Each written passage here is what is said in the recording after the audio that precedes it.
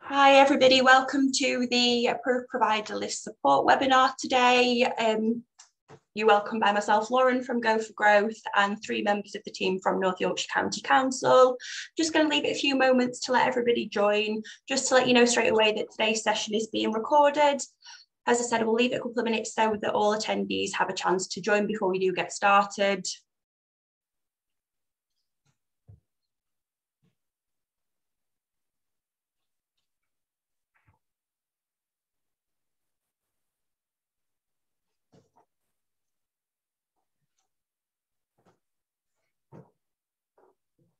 Okay, so numbers seem to be slowing down a little bit now, so I'll get started in what we are looking to cover today. Just a little bit of housekeeping to get started. So as I've said previously, just to let you know that today's session is being recorded. The recording of the session will be shared via email at the end of today's session to all registered attendees.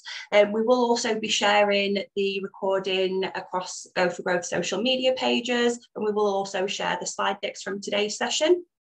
So as I said, we're joined by 3 members of the North Yorkshire County Council team today. I've got Hannah Brown with us, there's Stephen Crutchley and Carl McMahon with us today. We will be monitoring the chat and Q&A functions, and we will come to, at the end of each kind of section, we'll stop for some questions and then have time for one larger Q&A at the end of today's session. If I could ask that you do try and use the Q&A function rather than the chat function for any questions. But other than that, we can get started, and I'll hand over to Hannah. Okay, so hi everyone. Just to give you a bit of a summary of what we're going to cover today. So this is an introductory webinar to the new approved provider list. Some of you will have attended some of our webinars during the procurement period. So you will be hearing some bits of information that you might have heard before, but hopefully some new information more around how the new contracts will be implemented from the 1st of November. So we'll have a little introduction to the approved provider list. We'll also cover some more detailed information on the contracts and contract management function and how that will apply to the new approved provider list. We've got a section on payment terms and how those differ, and Carl will also be giving us an overview on how we will be processing payments. There'll be the opportunity to, as Lauren says, ask questions throughout, so we'll pause at the end of each section to take some questions. Just to mention that the providers may have some sort of broader questions that relate to perhaps payment in advance, the application of the annual inflationary uplift, and any other sort of outstanding payment and contract issues. They're not within the scope of the webinar today, so if you do have any particular queries that fall outside of the scope of today, there will be various email addresses shared throughout the presentation today, some of which you'll already have in your pocket. If we just ask you to direct those queries to those email addresses rather than raise them in today's session, we won't be able to cover those particular points that fall outside the scope during today's session. Some of you may have joined us last Tuesday, just to say that this is a rerun of that webinar, but you're welcome to be here if you were with us on Tuesday, just to hear that information again. But I just wanted to clarify that this is a rerun rather than new information that wasn't shared at last Tuesday's webinar. Okay. So I'll just start with the welcome to the new approved provider list section, a bit of a brief history really, why we are here, why we are where we are. So some providers may be providers that already work with us, or there may be some new providers on the call. So we as a council have operated approved provider lists for adult social care over the last, well, the current contract over the last 7 years, but previous to that as well. The current approved provider list contracts for adult social care come to an end on the 31st of October. So over the last sort of 12 to 18 months, we've been working intensively to both review those contracts and specifications and to re-procure the approved provider list for adult social care. So there was a necessity to do that. due to the contract end date for the current contracts. But what it's also enabled us to do is to review how we work with you as care providers, review those service specifications to make sure they reflect the care that we currently need in North Yorkshire, and to make sure the service specifications make sense for you as providers and for us as a local authority, and also to think about how we organise and manage those lists so that it makes the most sense to you as care providers and people receiving services as well. We've also taken the opportunity to look at how we work with you as care providers in terms of managing the quality of care in North Yorkshire, and that this re-procurement does also allow us to look at sustainability as well. So providers have been able to submit new sustainable rates for the care they deliver in North Yorkshire for the years ahead. So for those of you that are familiar with working with us, you'll know what an approved provider list is, but just to summarise, that an approved provider list is a pre-approved list of providers that we choose from to make a purchase. We have a brokerage team in the local authority, so our brokerage team use an agreed brokerage sourcing process to purchase care. They do that for people that have had a Care Act assessment by one of our social care teams that identifies the person has eligible needs under the Care Act, and then we use that approved provider list to source the best value, best match package of care for that person. So we'll only work with providers who are approved on that approved provider list, and that approval doesn't guarantee work. If you just move on to the next slide. I think I've probably covered that as well. So just move me on to the next one, Lauren, thank you. So just to summarise some of the key changes that you will have seen as part of this procurement. So you will have had access to all of the contract documentation via your tender. So hopefully you're familiar with some of this, but just to summarise some of the key changes that we've brought in as part of this re-procurement. So those of you who are current providers will notice that we've now got 4 approved provider lists for adult social care instead of the current 3. So we've redefined the service areas and we've added a new supported living list. All of the service specifications have been rewritten for all of those adult social care services, and hopefully what you'll notice throughout those service specifications is that there's a real enablement re-ablement focus throughout. So a real emphasis on promoting and developing and maintaining the independence of the people you support. A real emphasis on that throughout all of the service specifications. There's also a real emphasis on technology enabled care. So making sure that as part of the support that we deliver to individuals, that we're always considering and implementing digital solutions for people where appropriate, so as to not create that dependency and foster that sort of re-ablement emphasis through technology enabled care as well. As part of the procurement, you'll see that we've introduced quality and pricing evaluation. So we've introduced quality questions, and Stephen will come on to talk about the quality pathway in more detail as part of this webinar. But we have introduced the quality pathway as part of the procurement process. So you'll have seen that through your applications. We've introduced new costing models and payment terms, and I'm going to come on to that sort of later in the slide, but providers have had the ability to submit new and sustainable rates as part of this procurement. And we've also introduced some parameters around payments as well, including the introduction of, or the implementation, sorry, of the actual cost of care for residential and nursing. We've introduced the ability for providers to apply under restructured VAT companies. Again, Stephen will come on to that in more detail later in the session. As part of this contract, again, Stephen will come on to later, but we've also introduced PAMs and the quality pathway. So a new mechanism by which the local authority will work with providers around the management of care in North Yorkshire. We've developed a brand new standards and outcomes framework, which applies across all of the 4 lists.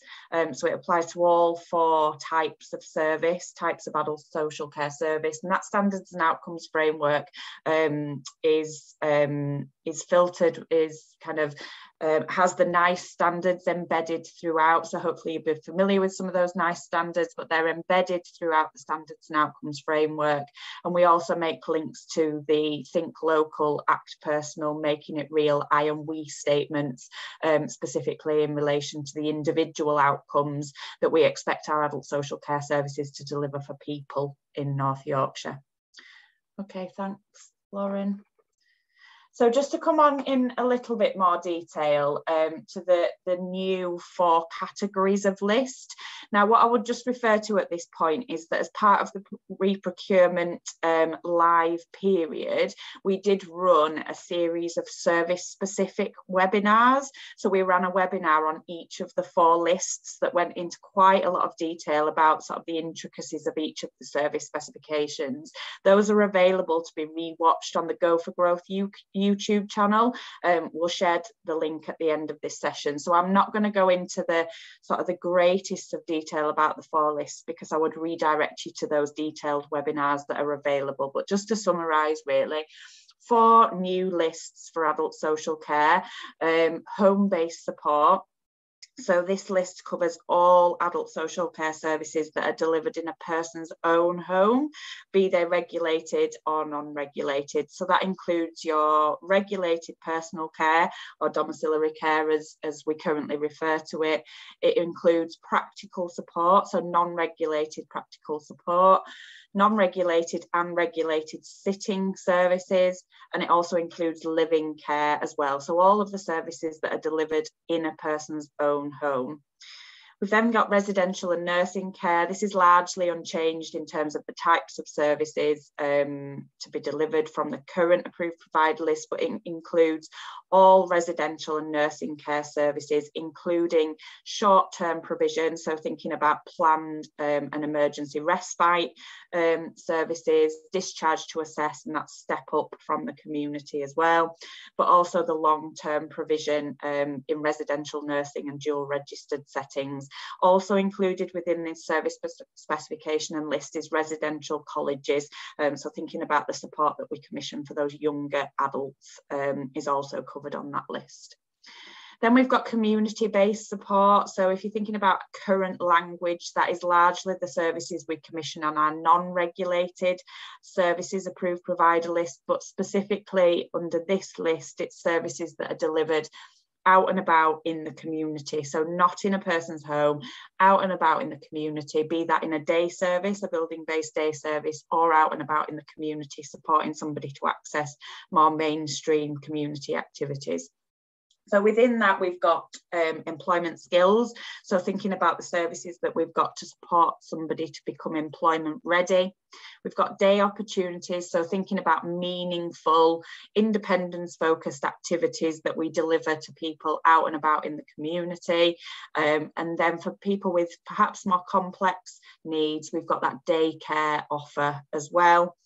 As part of this list, we also have the ability to commission an additional support service. So that should be by assessment only, but it's where a person may need additional one-to-one support to engage in that community-based activity. So that will usually be a building-based activity where a person needs additional one-to-one support to enable them to attend, and that service will be by assessment only. And then the 4th list that we've added as part of this re-procurement is a specific service specification and a specific approved provider list for providers of supported living services, with a quite clear definition around that differentiates it from generic personal care in a person's home. So each of these, as I've mentioned previously, has its own very detailed service specification that's been provided as part of the re-procurement. And as I mentioned as well, there is also a standards and outcomes framework that applies across all 4 of these lists. Thanks, Lauren. I'm probably going to skim over these next few slides because I think it probably repeats some of what I've said, but just goes into that a little bit more detail. So the community-based support services, as I've mentioned previously, there's 4 types of service that we're looking to commission through that list.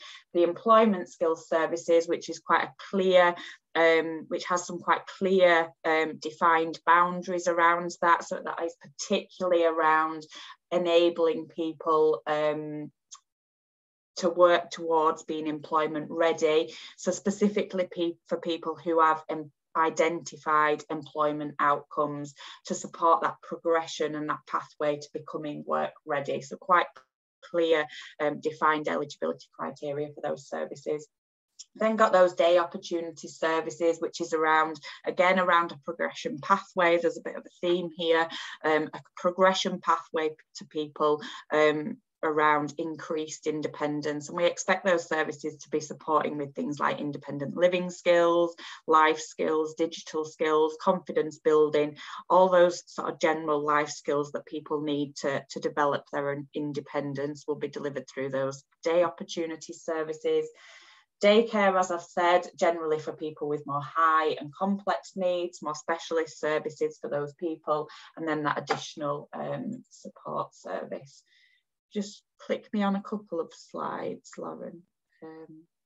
Yeah, so again, just a little bit more detail here for you to refer to, but just some clearer definitions around short and longer term provision and the expectations within residential and nursing care services as part of the new service specification. So short term provision should really be around enabling the person to return home or moved on to the right setting. So some clear parameters around that short term provision there, and then that longer term provision as well. And what you'll see as part of the residential and nursing services specification is a real focus on sort of community integration. Again, that promotion of independence. We're not just keeping people safe in residential and nursing care. It's very important that we do so, but we do need to have that real focus around enablement, re-ablement, and community integration as well. There's also some new expectations in there around dementia training and different levels of dementia training for different levels of residential and nursing care service. Obviously, we'll have our specialist dementia provision, but also some expectations around basic level dementia training within all of those services as well. Just move me on to the next slide, Lauren, please. Okay, so again, just in a little bit more detail here, setting out the types of services we expect to commission under the new home-based support service specification. So personal care is defined by the Care Act and as regulated by the CQC. So all of the things that you would expect to see there around physical assistance, prompting or supervision to a person in connection with those personal care tasks. Then we've got the non-regulated practical support. So that's not regulated by the CQC, but it's that practical support that's delivered to a person in their own home. Shopping support, meal preparation, support with those essential household tasks, prescription collection, all of those things that you'll be familiar with, but not regulated by the CQC. And then we're covering sitting services, so that's the support to the to relieve the carer of the person, and living care as well is being added there. And again, just that golden thread really around services increasing and or maintaining a person's level of independence. Okay, and the last one here is supported living. So new supported living specification has been developed that sort of differentiates it from generic domiciliary care. What we've recognised is that there are some quite specific requirements on supported living providers that differ from generic personal care.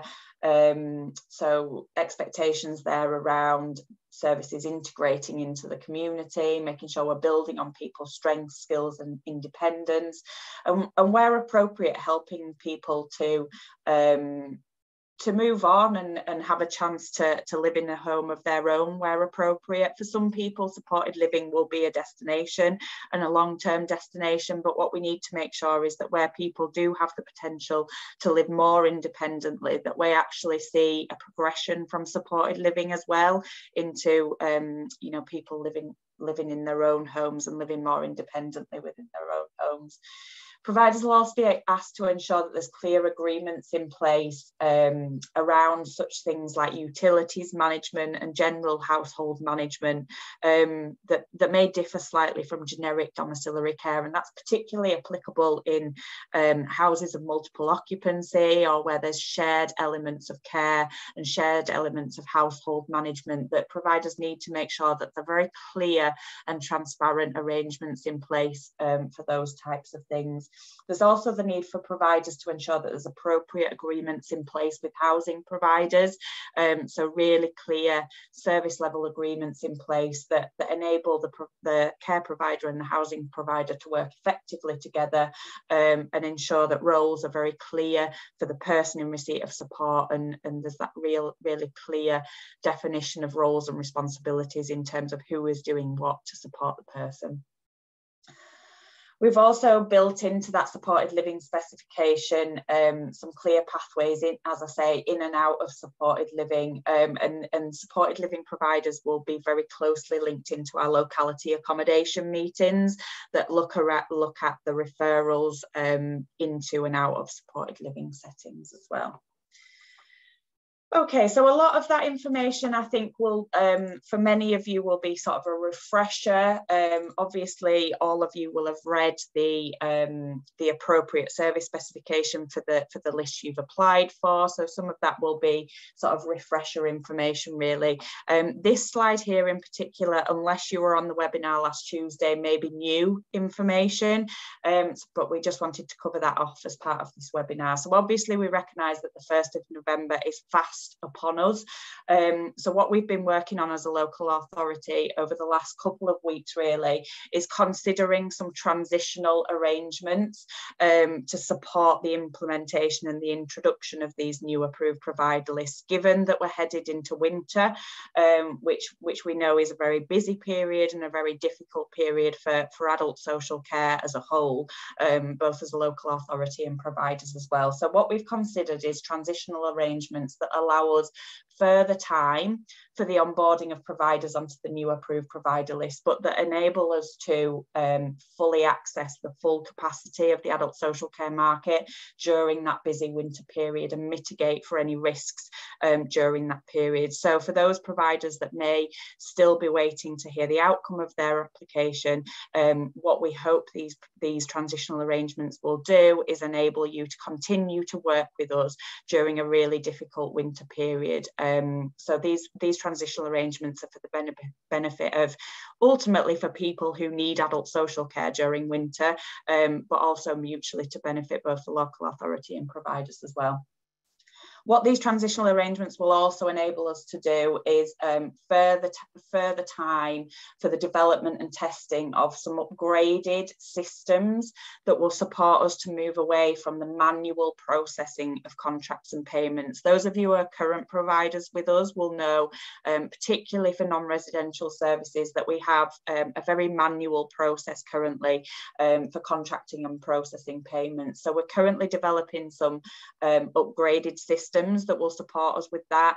Again, those systems will be for the benefit of providers. Hopefully will make your lives a lot easier in terms of the information you provide to us, but they'll also hopefully free up some resource internally. We just need a little bit more time around the development and particularly the testing of those systems, and also give us some additional time to provide some more training, some targeted and detailed training to you as providers on what those systems will look like. So what does that mean for you? So what we've done is we have grouped providers who have applied to the new approved provider list into 3 groups. So we've got group 1, which is the top row there. So there will be some providers, hopefully some on this call, who have applied to the approved provider list. They've been approved and you will have received a letter saying that you've been accepted onto the new approved provider list. A good chunk of providers will be in that group 1, hopefully some of you on the call. So you'll know who you are because you will have received that letter. So for you, if you are a group 1 provider, you will be issued with a new approved provider list contract. You'll have seen it as part of the procurement documents. And from the 1st of November, for new packages of care, we will commission with you at your newly submitted rates under that new approved provider list contract. For group 2, so again, there will be some of you on the call today. Hopefully you will have applied to the new approved provider list. You will have submitted a fully complete application, so there's nothing outstanding. You've given us all the information you need as part of that application, but you've not yet been approved or accepted onto the approved provider list. So you haven't yet had that letter to tell you whether you have been successfully approved. So for this group of providers, we will be issuing you with an interim contract that will allow us to commission new packages of care with you from the 1st of November at your newly submitted rates. So the new rates that you've submitted as part of that fully complete application, we will use an interim agreement to commission packages of care with you during this transitional period, until the point that we are able to fully approve your application. You're issued with the new APL contract, in which case you'll become a Group 1 provider. There is then a very small group of providers that are in what we've called Group 3. So those are providers that have applied to the approved provider list but have not yet provided all of the information necessary for us to begin that evaluation process. So there is some outstanding information from yourselves that is preventing us from progressing with that evaluation. So it's an incomplete application to the new approved provider list at this stage. So for those providers, we will enter again into an interim agreement with yourself, but we will commission with you at the current rates on the current approved provider list, because we haven't yet had that fully complete application from you as a provider. This is a small group of providers in Group 3. So we're just working through issuing some communications around which group each of you fall into. So as I say, if you're in Group 1, you'll already know you're in Group 1 because you will have received a letter to advise you that you've been approved and accepted onto the new approved provider list. So if you've had that letter, you can be safely assured you're in Group 1. For providers in Group 2 and Group 3, we expect to notify you directly no later than Wednesday this week. So we're actively just working through those communications at the moment and looking to contact you as soon as possible. But if you could just give us until Wednesday to do that, that would be much appreciated. Okay, if you just move me on to the next slide. Yeah, so as I've just mentioned, as part of that sort of description there, we are working on some new systems that will support us with the processing of contracts and payments.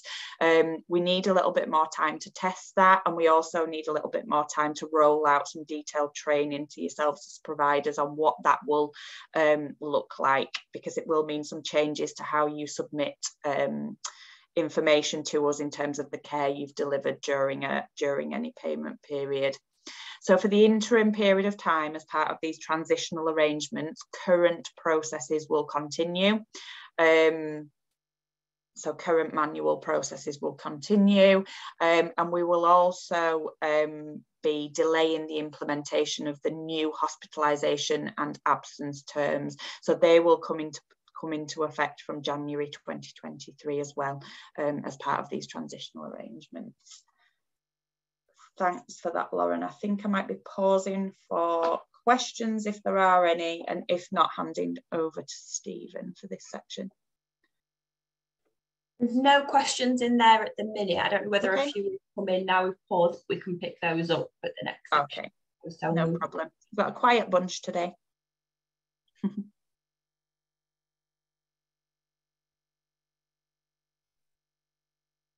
There's no questions then yet.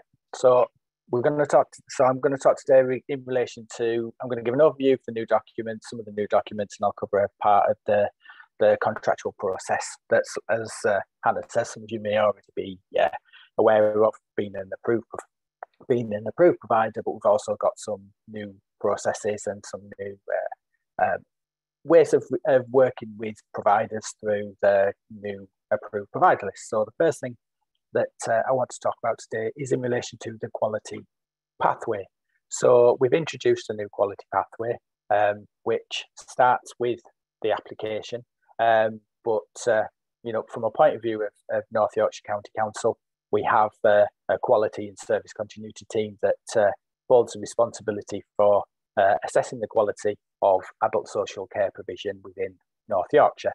So the team you may already be aware of, and you may already working with us, but we offer advice and support to help provide the support a quality service that's consistently above the CQC standards, and we can support you if you do happen to fall below the standards expected by ourselves or CQC. So the quality pathway starts with a quality questions which are contained within the application process. So if you've applied to the provider list, then within that you will have answered a number of quality questions which are then evaluated as part of the procurement. And then once you're approved, you are ready to move through the quality pathway, which includes a quality conversation. Next slide, please, Lauren. So the quality conversation. So a member of staff from our quality service continuity team, so they'll make contact, or you will have already arranged to have a quality conversation via the booking system that you will have got the details for within the application letter and the acceptance letter that you will have received from us as a local authority.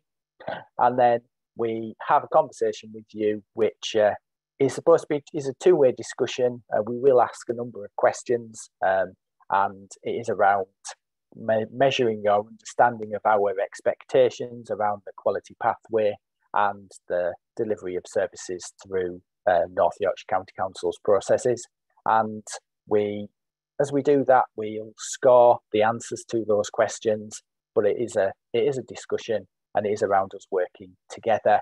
But the purpose of the conversation is so that we can measure your ability to meet the terms of the contract, which you've said you will work to by becoming an approved provider.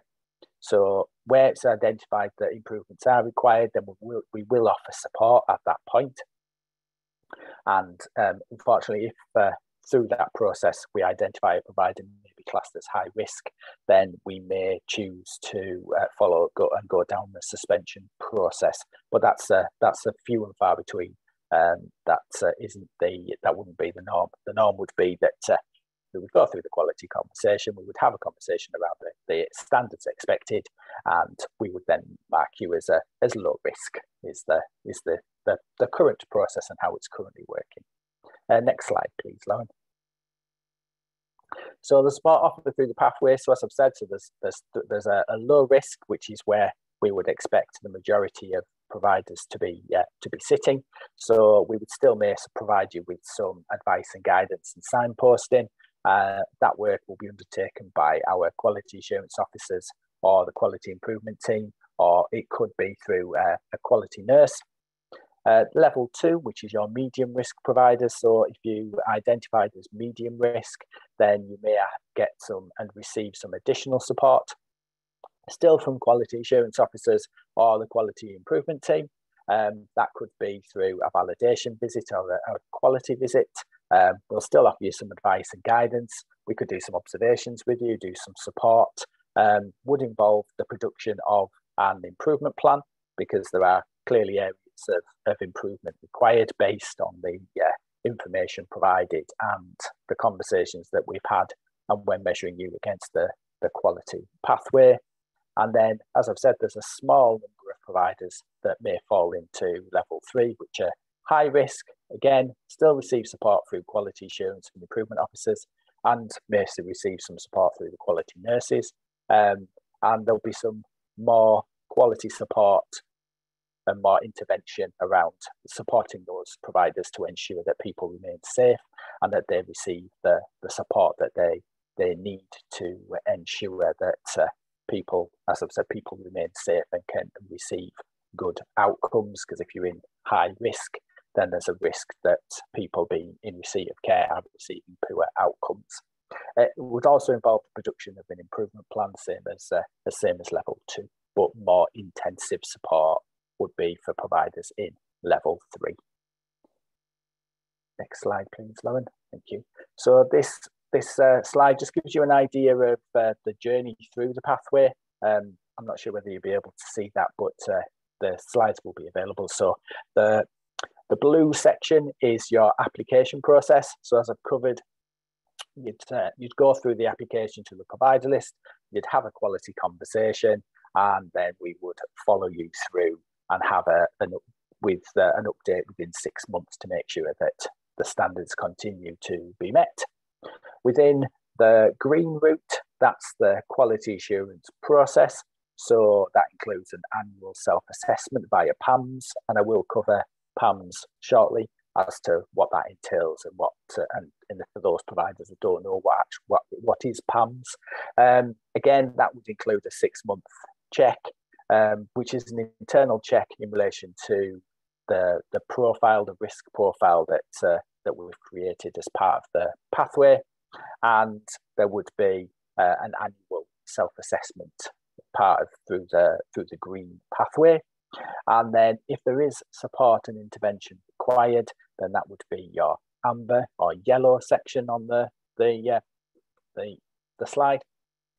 And again, that gives you the levels of guidance and support. So as I've mentioned, level 1 is low, level 2 is medium, level 3 is high, and also on there is level 4, which is contract compliance, which would usually sit alongside level 3.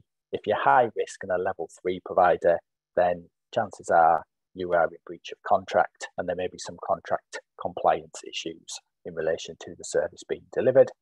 And then the purple, the two sections at the bottom, that's our pathway to outstanding that we are looking to implement at a later date, which is around supporting those CQC providers that are rated good and supporting them to see an improvement in their rating to meet the recommendations and to meet the standards for outstanding. So that's something that we are looking to introduce to support those providers who want to be classed by CQC as an outstanding rated provider. So we'll be looking to introduce that section at a later date. Next slide, please, Lauren.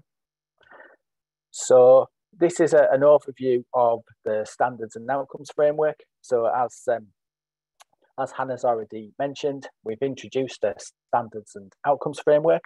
So it's based on 5 domains, which you can see the 5 domains are there. So we've got domain 1, so that's involvement and information. We've got personalised care and support as domain 2. Domain 3, safeguarding and safety. Domain 4 is suitability of staffing, and domain 5 is quality of management. And then within each of those domains, you have a number of sections. So there's 16 sections in total. And as we've said, the standards and outcomes framework forms part of the approved provider list, and you've agreed to work to the standards and outcomes framework by becoming an approved provider. So the idea is the standards and outcomes framework links to relevant national good guidance and good practice, so that you are able, by meeting the standards and outcomes framework, you're able to show that you are meeting those relevant good practice guidance and that you are delivering good quality care. So that will be something that we'll be doing via the PAMS process. And as I've said, I'll cover PAMS in a little more detail in a few slides. Next slide, please, Lauren. So the outcomes and standards framework, as I've said, dovetails the PAMS assessment and standards to ensure that the council can measure your standards easily and they're accessible to everybody. And by having the PAMS process and by providers completing a PAMS assessment, it gives us within the quality and service continuity team the relevant evidence to show your compliance with the standards. So the PAMS assessment that you will be completing as a provider is linked all the way through the procurement documentation and the contract standards that we are expecting providers to meet. Next slide, please, Lauren. Thank you. So the next document that I'm going to talk about is the sustainability policy and procedure. So we may have some providers that have already gone through the sustainability policy, but we've contained it within the application and the documentation to the provider list for the first time. So the idea of the sustainability policy is to make sure that any provider that is struggling financially is properly awarded, and process can be managed and controlled by ourselves. Its idea is that we have clear and transparent discussions with providers when you're applying for additional funding. It promotes sustainability in the care market, and the idea is that the whole process should be person-centered, reflective of the services that you offer, and it should be sustainable in the long term to ensure that you as a provider are a sustainable provider delivering good care, and we as a local authority are able to support you to ensure that your continued financial sustainability is continued, and we have good quality providers in North Yorkshire that are sustainable. Next slide, please, Lauren. So there is a set of criteria, eligibility criteria for the sustainability policy, and all providers must be able to demonstrate that you've explored all of the avenues of financial assistance prior to contacting the local authority, and that without any assistance, then they would lead to market failure, because we don't want to lose providers that are delivering good quality care. We want to support those providers, and so we would request adequate financial provision, and we require lots of a number of documentation provided so that we can evidence that there is a risk for you as a provider going out of the market, and we need to be able to evidence that the services that you deliver meet the strategic needs of the council. And so there is a number of processes to follow prior to being accepted for financial assistance through the sustainability process. However, we've got a few providers that have made contact and are going through it currently. So there's not an agreement that you will receive financial assistance. It's a way of you as a provider requesting support from the local authority. It's been around for a little while. Some of you may have heard of the hardship process that was available in the previous iteration of the provider list. But we've created a separate policy and procedure, which is a sustainability policy, and that's been included in this current provider list. And the copy of the procedure is available within the procurement documentation that you will have received through applying to the provider list. However, if you do want a copy, then you can contact ourselves. There will be contact details later on, and we will be able to share the policy documentation with you. But as we've kind of covered, it is a last resort. It's not something that, especially with a new provider list where a provider's been able to submit new rates, we shouldn't be expecting a huge influx of providers using the sustainability policy. However, if you are a provider who is struggling, then there is a way for you to make contact with the local authority to request some assistance. Next slide, please, Lauren. So the next document that I'll be covering is the suspension process. So the suspension process is something that we within the quality and service continuity team have used for a number of previous iterations of the provider list. So it's not a new document in relation to this current provider list. However, the suspension process has been updated to reflect the changes that we've made within how we measure quality within providers. So the idea of a suspension is a last resort. It's not something that we do very often, because the purpose of working with providers is to support you, to improve if there are areas of concern. It isn't around suspending a provider so that they go out of business. It's around ensuring safety of people and supporting you as a provider to make the necessary improvements. So as I've said, there are some changes within the new suspension process. So there is a quality and market support review board that will now review all suspensions rather than it being an assistant director sign off a suspension, they now go to a multi-agency quality and market support review board. And the idea is that the quality improvement officer or the quality assurance officer that you're working with will submit a report in relation to the request for a temporary suspension to be able to give you as a provider the time to meet the relevant targets and we can provide the support that you need to meet those targets. Next slide, please, Lauren.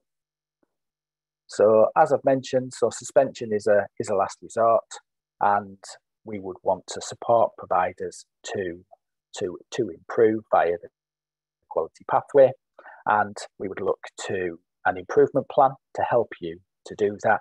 The idea of the improvement plan is that it will be used to record actions taken by yourselves and what support has been provided by us, and we would review that improvement plan at set timescales that are contained within any decision to implement a suspension, and hopefully within that set timescales we would see the relevant improvements, and we can then have conversations around the lifting of a suspension. As I've said, there's not many providers that go through the suspension process, but it is something that, as a local authority, it's important that we can do to ensure the safety of people within services in North Yorkshire. Next slide, please, Lauren. So the next document that I'm going to talk about is a new document. So it's the direct agreement. So it's a VAT structure. So the changes that we're making in relation to the contract terms. So as you can see there, 14.1, that's the clause within the contract. I'm not going to read the clause, but basically it gives you as a provider the option to enter into a direct agreement so that you are able to charge VAT to the local authority. It's under very strict guidance and guidelines as to when you can charge VAT and when you can't. So we have a process that we need to follow, and following receipt of a valid VAT invoice, then we can pay yourselves the VAT, and then we can claim the VAT back. However, as I've said, there is a process to follow to enter into the direct agreement, and I'll cover quickly in that process in a couple of slides. But it's quite a big change for ourselves. We haven't done this before, so as a provider, you may not be aware that it's something that you are able to do. So I'll cover that in the next couple of slides. Next slide, please, Lauren. So the purpose of the direct agreement is to create a three-way contract. So there'll be ourselves as a local authority, then your organisation will have two separate companies, as a provider company and a contract company. Prior to us agreeing to enter into that direct agreement, we will carry out due diligence on both providers that have, so if you've applied to the provider list already, then and you wish to move over to a direct agreement, then we may ask for additional financial information, and we will obviously ask for financial information in relation to the new company that becomes involved in the contract. We will request copies of correspondence with CQC and HMRC regarding the transfer to a direct agreement, specifically and especially HMRC, because it is a tax issue in relation to transfer to a direct agreement. So you have to have HMRC agreement that this process and how you have set up this process is legal from a provider perspective. So obviously we would advise you to seek independent legal advice before you proceed, and you must have evidence from HMRC that, as far as they are concerned, you are able to request a transfer of contract agreement. It is therefore and solely the local authority's decision whether to agree to this structure and this change, and whether to novate the current contract to enable the new structure. And we do reserve the right to claim reasonable costs and expenses for the respective of assessing and implementing this alternative structure. It's not a case of council claiming profit. It is just reasonable costs and expenses. We don't know what the costs are going to be because we don't know how many providers are going to request to have this change implemented.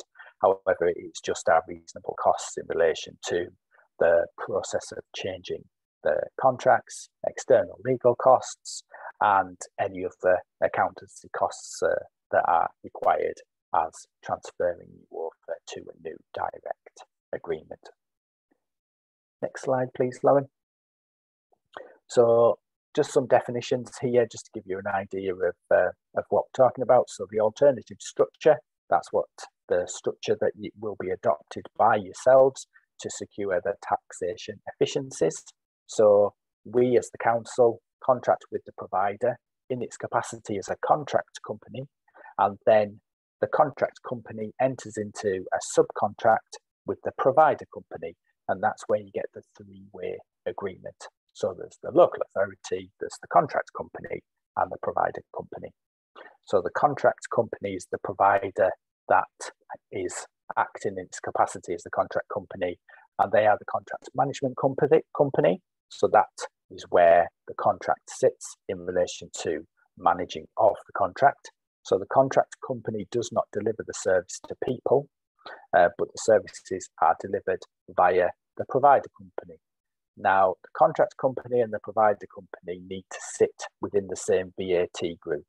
So it's not as if it's a completely separate company. They do have to be owned and within the same VAT group as the contract company. So the provider company has links back to the contract company. And the provider company is the company that's responsible for the delivering of services directly to people. So that's where the three-way structure, once it's been approved, would come in. So there's ourselves, the contract company, and the provider company are the three organisations involved. Next slide, please. Next slide. And also the next document that I'm going to cover is the brokerage process. So some of you may have already worked with ourselves for a number of years. You may already be aware of the brokerage teams and how they work. But what we haven't done previously is actually included within the contractual documents the process that brokerage follow when commissioning packages of care and support. So for the first time, it's actually a document that you can see. You can see how the process works within North Yorkshire, and you can see how we broker packages of care. So this should make sure that you as a provider can see how we do it, make sure that it's a fair, consistent and transparent approach when we're sourcing externally commissioned packages of care. So packages are broken on a best value, best match model, which has always been the case. And we have made reference to best value, best match previously in other iterations of contract terms. But what that means is that brokerage assess the lowest costed support package placement available when we source that can safely meet the person's assessed needs. And obviously that is subject to a person's choice. So we do have a definition within the brokerage process of what we mean by best value, best match. So if you're unsure of how and why brokerage have commissioned packages, then the brokerage process gives you well, you can read the process and you can see how they source packages of care. So as I've said, you can ensure that it's fair, consistent, and that we're being transparent with how we source externally commissioned packages of care. Next slide, please, Lauren. So the next couple of slides just talk around how we contract manage and how we manage contracts. So currently, we've got the contract management and we've got the quality assurance, two separate processes. Now, they both sit within the quality and service continuity team. So we do the contractual support via contract management, and we via the quality assurance through PAMS, the quality assurance officers, our quality improvement officers, and quality conversations is how moving forward we will support you through the quality assurance process. So it is two distinct paths, and as I've said, both of them are currently managed by myself and the team within the quality service continuity team. So there will be at some point a separation of those two distinct paths. So there will be a separate contract management team created that won't sit within the quality and service continuity team. But the idea is that both those two teams will work together. Obviously, it still sits within our team, so we are working very closely together because we are the same team. But we also work with the other teams within HAS. So we work very closely with service development, our care and support teams, finance teams, and also we have a range of partnerships with statutory and non-statutory bodies and groups. So we support the work of health and adult services, we support market sustainability, and hopefully support those providers that are at the point of provider failure. And if there is the unfortunate incident where a provider needs to close, then we are able to support you with that process. And the new quality assurance pathway will enable us as a team to direct our resource to where it's most needed, and we can support the provider market, and we can build out better relationships with providers, people who use your services, and families by being available and being able to directly market our resource to the correct place. Next slide, please, Lauren. Thank you. So, as I've said, so currently both processes sit within our team, but when there is a contract management team, then we will be sharing information between those two teams and may ensure that both teams are aware of any areas of concern. If you are being supported through the quality assurance pathway and you are identified as a high risk provider, then as I've mentioned, there may be areas of contract management work required.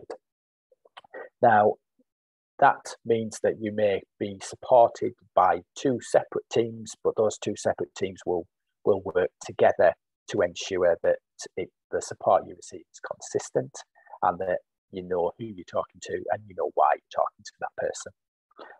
And there will be, as I've said, a sharing of information. So moving forward, the contract management team will support you as a provider with the sustainability process.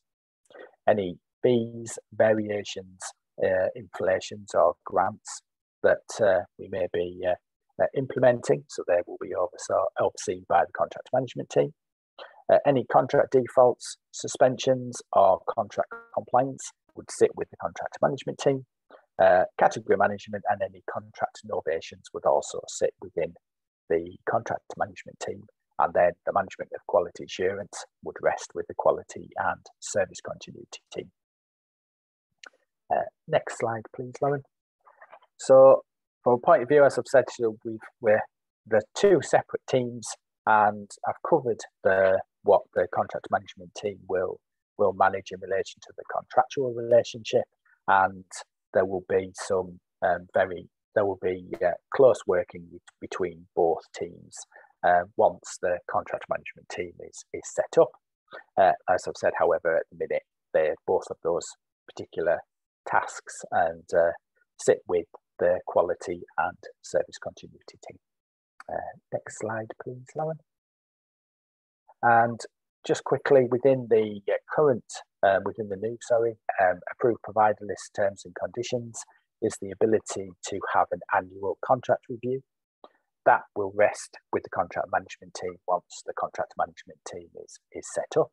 So it's the idea is that you'll be able to have an annual review to monitor performance, but also to consider any required changes that you feel are necessary. So it is a two-way conversation. It is a two-way discussion.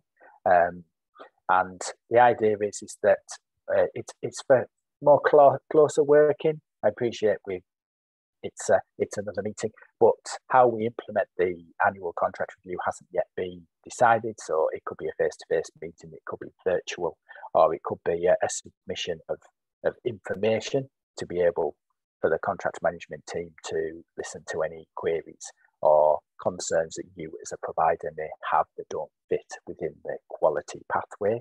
So the idea is that it ensures open lines of communication and gives you as a provider the opportunity for discussion and dialogue.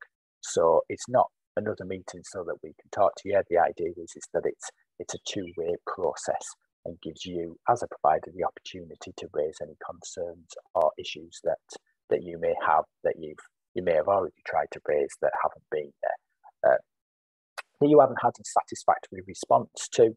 We can support you with that through the annual contract review. Next slide, please, Lauren. Thank you. And PAMS. So these slides cover the PAMS process. Some of you may already have seen and had some already attended some webinars in relation to PAMS, and you may have heard it mentioned before. But PAMS is the Provider Assessment Market Management Solution. So for those that don't know what that means, which is quite a few of us, it's a web-based assessment and management solution that covers your performance against the requirements of the quality pathway. So when I've talked about pathway and moving through the pathway, and when I've mentioned the standards and outcomes framework, the PAMS system it basically dovetails all of those processes.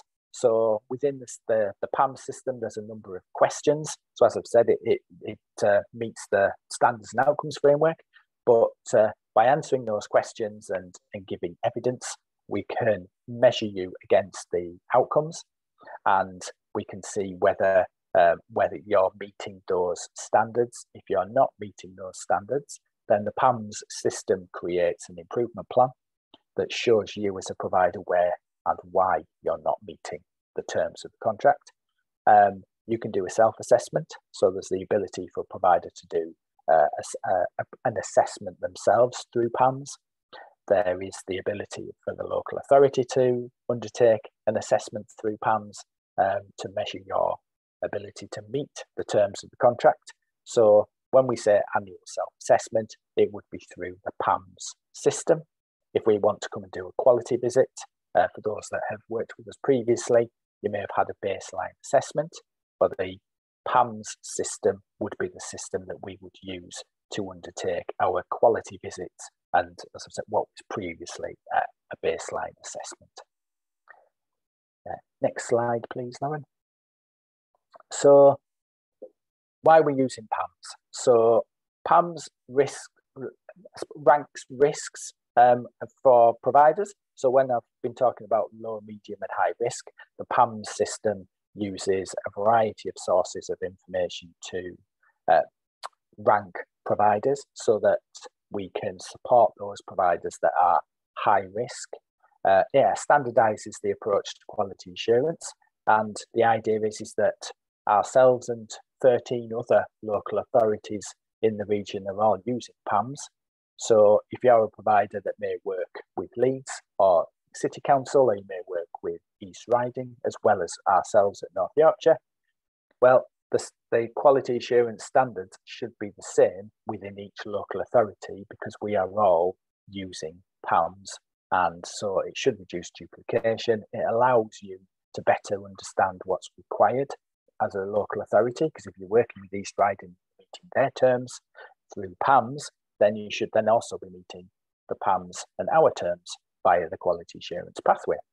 So it gives you assurance that you're meeting a number of local authorities' processes by working with different local authorities rather than having separate processes. Again, it helps you to focus on improving quality because you can use PAMS to do a self-assessment, which shows you where you may need further work to improve your quality. It may be low-level improvement, but it's still improvement. And as I've mentioned, it gives an improvement plan that has been agreed and identified with yourselves for us to support you through that process. Next slide, please, Alan. And as I've mentioned, I've already covered it. It works across the domains and the standards. and then PAMS, once you've finished the PAMS process and you've come to the end, then it basically gives you a rating of poor, requires improvement, good, and excellent. Next slide, please, Lauren. And then when we say quality assurance, what do we mean? So this is the format of our quality assurance interventions once PAMS is fully up and running and we're working through the quality pathway. So a quality visit is undertaken by ourselves to assess the quality of service being delivered. So as I've mentioned, for those that have had a baseline assessment, then the quality visit is our updated baseline assessment process through PAMS. If you as a provider have submitted a self-assessment, then we may do a validation visit so that we can review the information to ensure that and validate your self-assessment and that we can see the evidence. That would be every self-assessment. That would be on a risk basis. So then you can submit a self-assessment through, and you can measure your own ability to meet the contract terms at any point if you wish to do a provider self-assessment. However, there will be a requirement to do one on an annual basis. We may not validate, well, we won't be in a position to validate every provider self-assessment. As I've mentioned, it will be on a risk basis. So if you come through as low risk, then there wouldn't be any requirement to validate your self-assessment. And then if we do identify that you do require support, then we would do an intervention visit. And that's direct support via the quality and service continuity team. So not everybody would receive an intervention visit, only those providers that needed direct support. And just to say, and also all of that process we do with our own in-house service as well. So there's no difference between an external provider and an internal service. All of those processes would follow, and we would use them all regardless of whether it was an in-house service or an external commissioned provider. Next slide, please, Lauren. And then PAMS quickly. So PAMS gives us the ability to request information via a provider return. So we may use PAMS to request for information, but it wouldn't be it would be very clear around why we're asking for information and what the information is going to be used for. It wouldn't just be a case of we need this information. You'd get advance notice if we chose to use PAMS provider returns to request information. Next slide, please, Lauren. And then really quickly, within PAMS, there's the ability to analyse data, which is where the risk profile comes in, and that's through what's called PAMS Landscape. So we will be using PAMS Landscape, and PAMS takes information from a variety of data sets to be able to, for the local authority, so the local authority can see where the risk-based approach is. And as I've said, all local authorities in the region will be using PAMS. So it should be consistent across local authority areas. Next slide, please, Lauren. And then just quickly, so there's just some contact details. For those that have worked with us for a while, will hopefully know our contract email address. So the contract management team's email address will be socialservices.contractingunit@northyorks.gov.uk. We're still using that as part of the quality and service continuity team. If you wish to talk to house service development, so there's their contact details. And then once there's the separation of contract management and the quality team, there will be a separate quality team email address. But at the minute, if you've got any quality assurance or contract management queries, they can come to us through the social services email address. And next slide, please, Lauren. And I think we'll pause there for questions, and then I think it might be Carl. Well, yeah, there is a few questions, a couple which were relating to Hannah's slides, I think, and then maybe another one for your section. So there's a question asking whether you can confirm whether letters regarding application status are being sent out via the procurement portal or directly by email. Yeah, so your outcome letters in relation to your application will be issued via your tender. So do make sure that you're checking that. I understand that it should notify you via email when you've got something to check on your tender, but do make sure you're checking that on a regular basis, because your outcome letters will be issued via the your tender system. I also mentioned earlier that we're going to be notifying providers in relation to the transitional arrangements this week as well. So you will be issued advice on which group you fall into in terms of the transitional arrangements via your tender as well. So again, just make sure that you are frequently checking that system in relation to your application status. Thanks, Lauren. Thank you. Next one then is the quality question just one-to-one, or do we involve service managers, particularly if we have different kinds of service? Yeah, from a point of view of the quality conversation, so once you've been approved, it is service specific rather than provider specific. However, if you are a provider that has multiple services, then we can have one conversation as long as you can evidence that all of the processes map across to all of your services. So we can have one conversation in relation to you as a provider if you've got different services. It's really who's the best person from your organisation to have that conversation with. If you want separate conversations per service, then we can do that as well. It's to match how you want that conversation to go, and who's the best person to have that conversation with. You might have an area manager that might be the best person to discuss multiple services with, or it could be the best person is the registered manager. So it's whoever fits best, really. It doesn't matter from us. From our point of view, if you want multiple conversations, that's fine. If you want one, and as long as one is sufficient, then again, that's fine. It's not a problem. Brilliant, thank you. And last one is, will we still have to deal with North Yorkshire County Council Central and North Yorkshire County Council West, as I have to submit invoicing to both departments, and it can be confusing which members are with which department?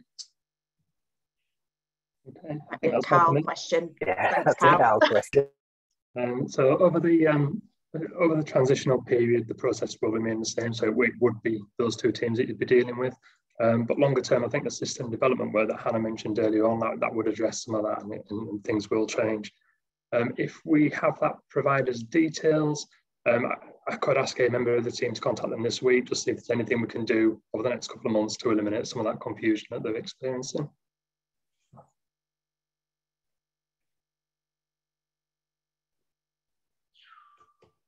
Okay. And that's it for questions at the minute. Thanks, Lauren. So yeah, if that provider wants to just drop an email to one of the email addresses that we share throughout the session, we'll be able to pick that up and direct that to Carl's team. Yeah. Thanks. I think is it me? Yeah.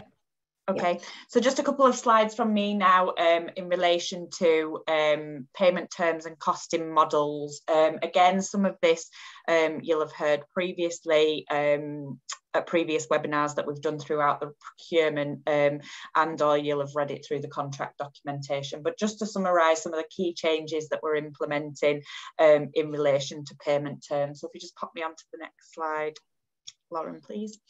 Okay. The slide's a little bit busy. So just to summarise really the different payment terms that we're implementing. So residential and nursing care I mentioned as part of the introduction. We're looking to formally implement and roll out the actual cost of care as part of this re-procurement. So most of you, if you're a residential and nursing care provider, will be familiar with the actual cost of care exercise that we undertook in 2019. There were some delays to implementing that as a result of the pandemic. No surprises there. We have sought to start implementing that as part of our annual inflation award, but formally implement it as part of this re-procurement as well. So where providers accept North Yorkshire County Council's actual cost of care in terms of brokerage sourcing process, those providers will be entered onto an approved provider list A for residential and nursing care services, and as a council and a brokerage team, we will always use list A for sourcing residential and nursing care placements first. Those providers that don't accept the actual cost of care, or where it doesn't apply, because obviously it only applies to services delivered to people over 65, those providers will be on list B, and we will only use that list of providers to source care in the event that we've exhausted placements on list A. And that is just in line with that best value, best match approach that Stephen has described earlier. And again, just to refer you back to that brokerage process, which is now a document as part of the contract pack. Okay, the other thing that we've applied there is a defined set of direct care hours. So the defined number of direct care hours was determined by the actual cost of care exercise. But what we have said as part of this reprocurement is, regardless of whether you accept or do not accept the actual cost of care, the weekly rate that you submit as part of this reprocurement is for the defined direct care hours that we've set out in the documentation. So your weekly rate is for a set number of hours, which hasn't been the case previously and has caused us some challenges in relation to those people that may or may not have additional needs. So that additional one-to-one support now is very much by assessment only, and where a person is assessed as requiring more than the direct care hours that are defined within the documentation. In relation to supported living and home-based support, as part of the procurement exercise, we have provided as a baseline our current locality and county-wide average rates. So we've provided what we currently pay for home-based and supported living services as a baseline. We will have been in touch with you as a service development team if your rates fall outside 10% of that current average, and we'll have had a discussion with you around the rationale for that, to better understand what the rationale for that higher than average rate is for your services. So some of you will have been in touch with colleagues of mine within the service development team as part of that. We've also introduced some definition for home-based and supported living services around complexity. So as a provider, you can submit a complex hourly rate for home-based and or supported living services, but we have applied some definition to that complex rate that will be a shared definition with our social care teams as well. So we understand and you understand where we will be commissioning packages at that complex rate. For supported living, we've also introduced some new arrangements around how we will pay for vacancies, how we will pay for care in the event that there is a vacancy within the service. Quite complex in terms of how we do that at the moment, but going forward we will pay for up to 6 weeks, and we'll do that via a specific void contract. Now, I'm not going to go into too much detail about that here, because we are going to be having a separate webinar for providers specifically on payment terms and payment processing. But that is one of the key changes that we've introduced for supported living providers. Then for community-based support services, a fairly significant change here for community-based support providers, in that we have asked providers to submit hourly rates for all of their services now. Whereas currently we accept a multitude of different sessional rates, and we don't have any definition around what we define as a session, which can make it quite challenging for us as a local authority to understand the real and actual cost of delivering community-based services. So all providers will be submitting hourly rates for the different types of service that we're commissioning under the community-based support list, and also be able to submit different rates for different levels of complexity again. And again, we've defined that within that service specification. Okay, if you just move me on to the next slide, Lauren. Okay, so again, I'm not going to spend too much time on this slide because firstly, we will be having some further webinars around payments, and secondly, as I mentioned as part of the transitional arrangements discussion earlier, we are now going to be introducing these particular payment terms around hospitalisation and absence at a later date in January 2023. But just to say really that we've sought to standardise and apply some definition around what the council will and will not pay for in the event that a person is either hospitalised and doesn't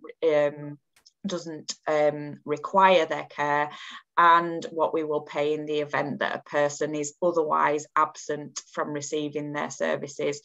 So we've applied some standardisation here around that, and what we're looking to introduce in summary from January 2023 is tapered payments for providers in the event that a person receiving their care is hospitalised or otherwise absent. We've also sought to standardise the notice periods that we require from providers in the event that you are handing one or more packages back to the council, so that in the event that you are handing back a higher number of packages to the council, particularly for home-based support services, there is a higher there is a longer notice period required there. So just some standardisation around those notice periods. Just pop me on to the next slide. Okay, and then just lastly from me, I think in terms of payments is just to make sure, again, this is literally lifted from the new APL contract that you've hopefully all had sight of as part of the procurement and your application. But again, seeking to standardise how we manage the costs of direct payments that are managed via North Yorkshire County Council. So where providers are accepted onto the new approved provider list for adult social care, with the exception of residential nursing and nursing care, of course, we will fund direct payment packages of care at the same rates. So that's just seeking to standardise that. We do that at the moment for, I think, our non-regulated services in particular, but this will apply to all other lists. So whereby a person is receiving support from your service as a direct payment recipient, they will be expected to pay the same rates that you have submitted to this approved provider list. Thanks, Lauren. I think I'm handing back to Stephen briefly and then to Carl. Well, there is one question in, yep, just asking whether we could flick back to payment terms from January 2023, but we've gone past those. I'm assuming when we share the slide deck, if you could just comment back as to whether the question... Yeah, if there's a particular question, I'm happy to go back to the slide and take if there's a particular question. But these slides will be circulated along with the recording after the session. And if that generates further queries, there's multiple email addresses as part of this presentation that we're happy to take kind of specific queries. It's a lot of information, so you may want to go away and sort of reflect and digest before submitting some further questions. Well, yeah, that's it for questions at this time.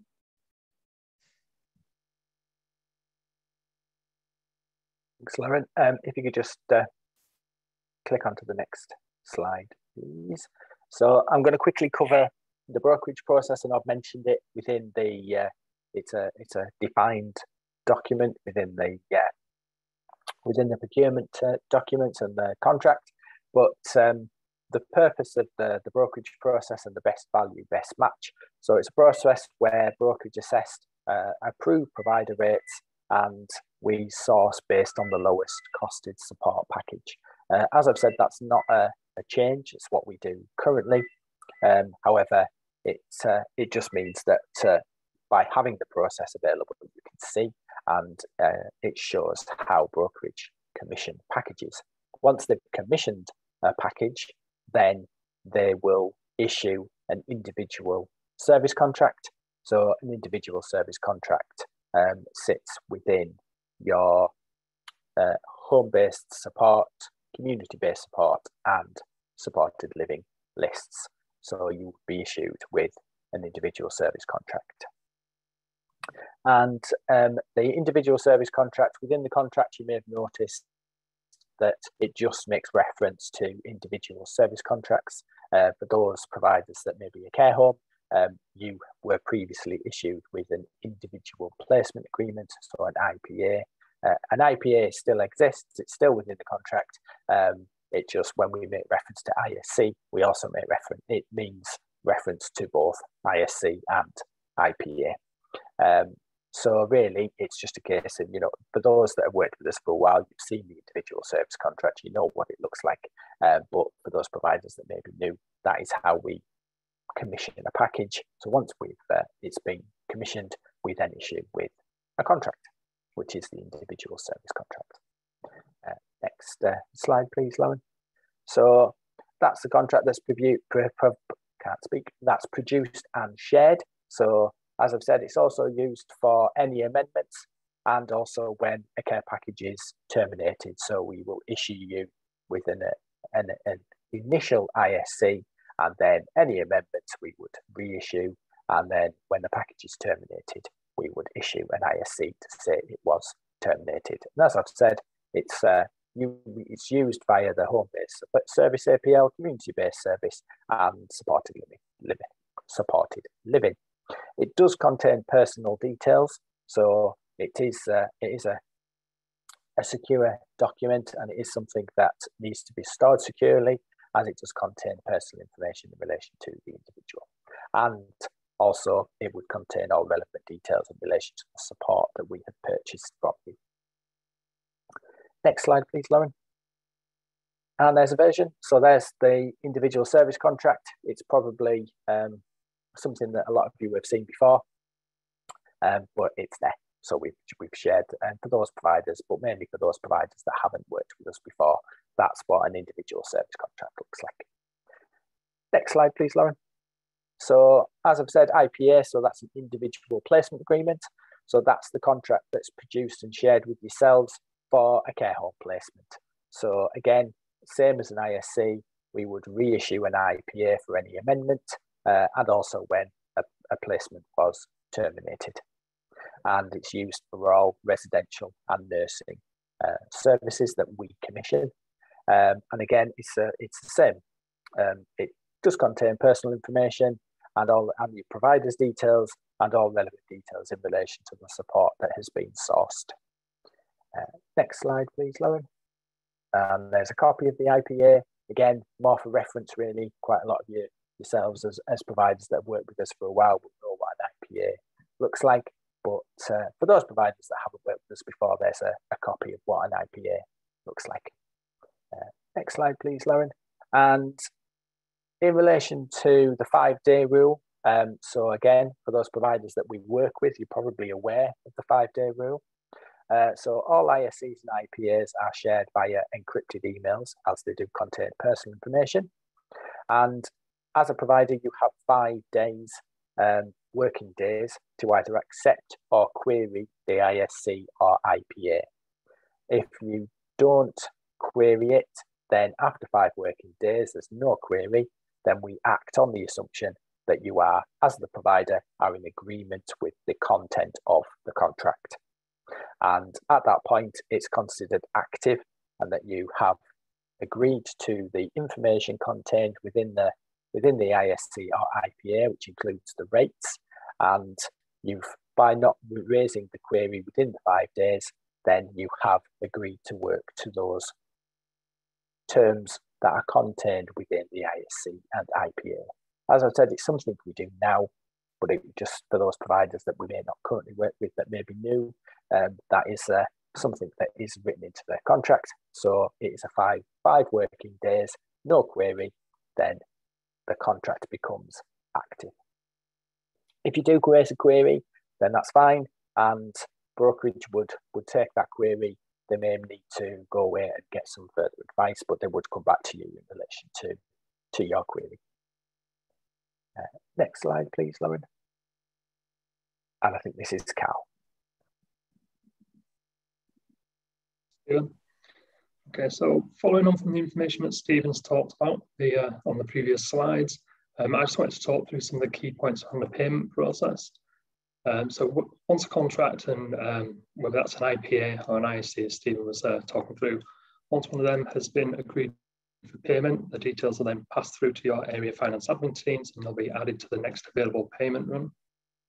The standard North Yorkshire County Council arrangement is to pay 4 weeks in advance. That is based on the authorised contracts that are in place at the time of raising the payment.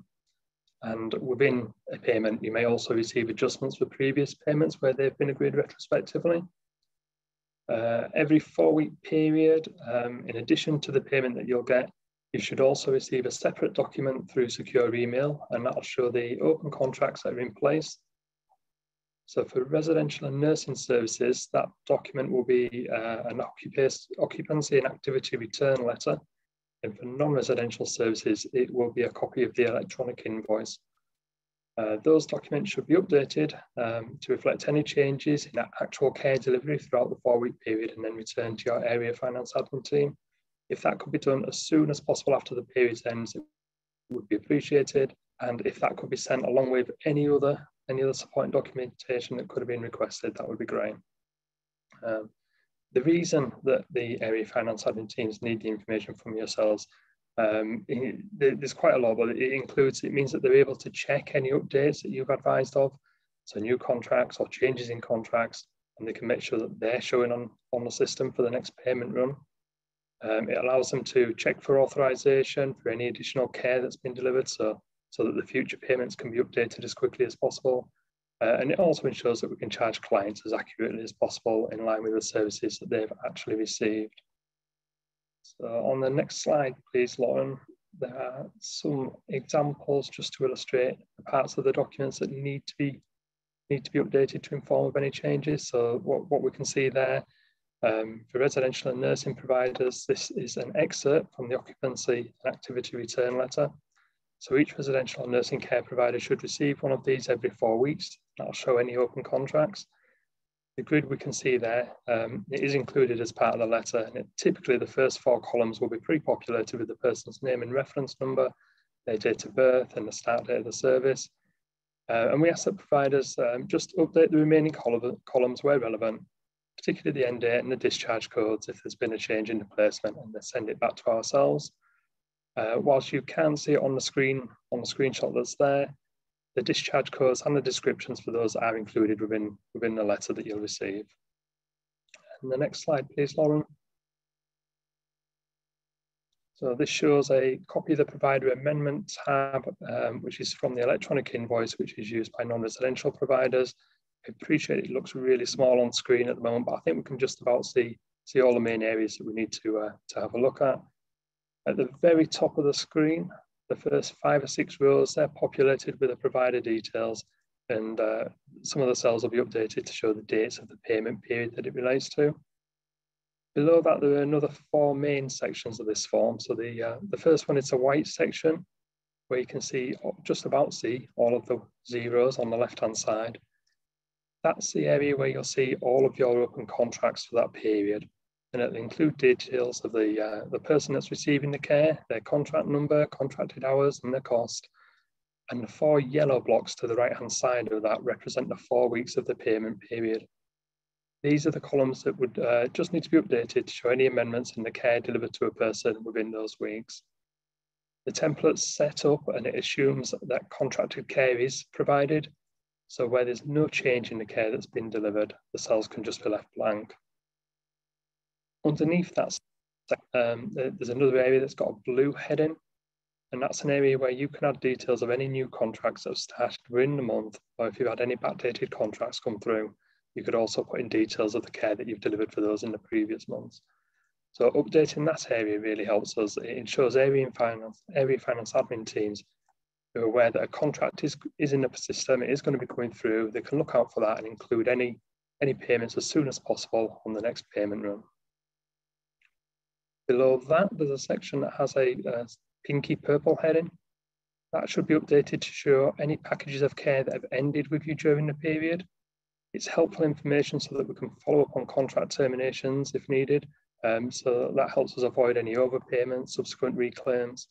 And the green section at the bottom, that's an area for amendments. So this is mainly completed by area finance admin teams, and it's used to add any adjustments from previous periods into. If in a previous period you've advised additional care has been authorised and delivered, that's the area where you would expect to see the payment showing on the next available payment run. So that's the two returns covered, and I appreciate that probably lots of people on the session that are familiar with those documents already. Where we do have new providers, the area finance admin teams are happy to work with you through the initial setup and explain the process in more detail. And on the next slide, please, Lauren, there are contact details for the teams should you need to get in touch. Equally for, I mentioned new providers there, but equally for any existing providers, if you need any help or support completing the returns, please feel free to contact those addresses on there and somebody will endeavour to help.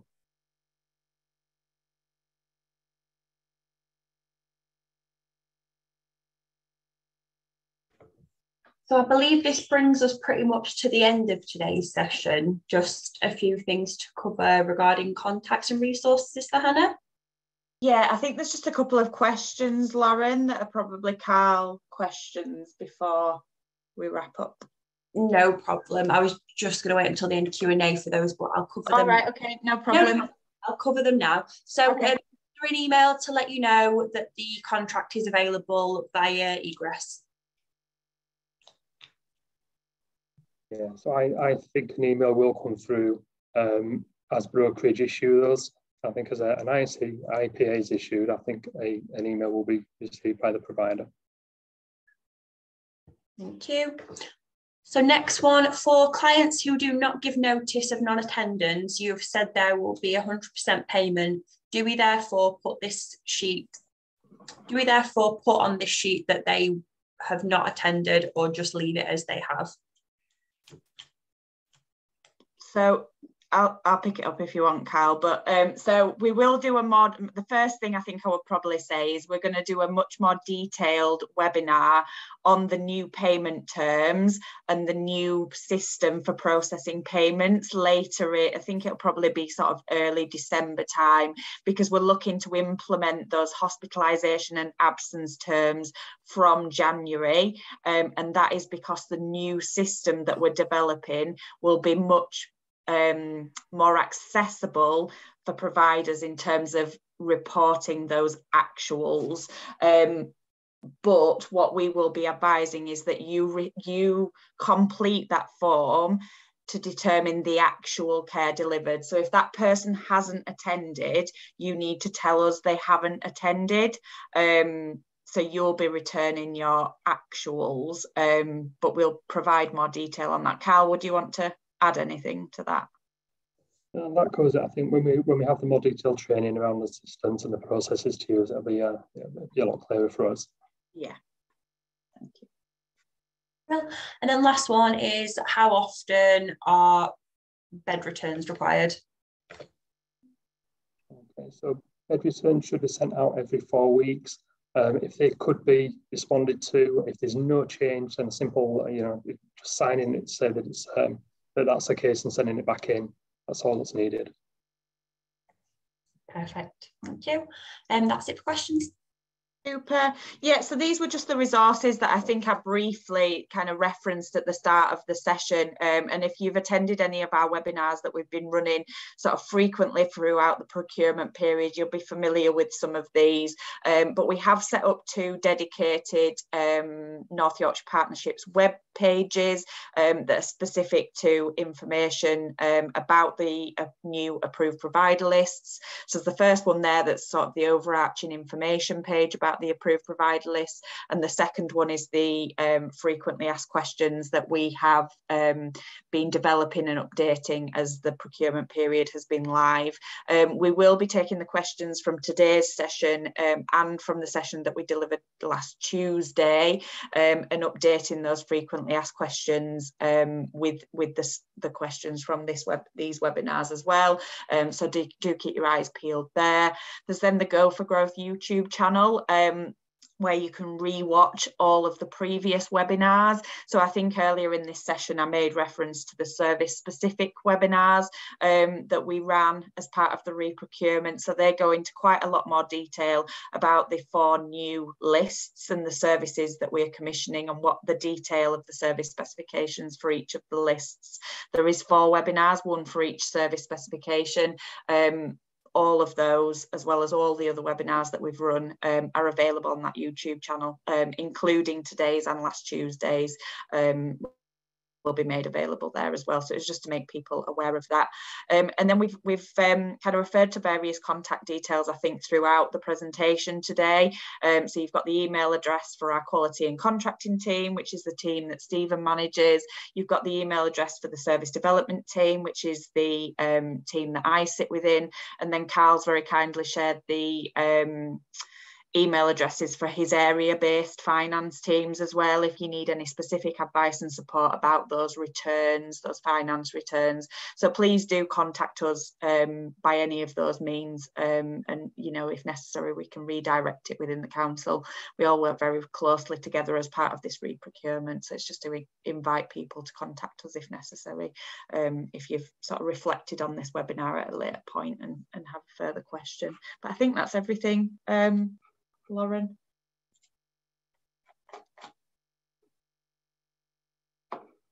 You're on mute.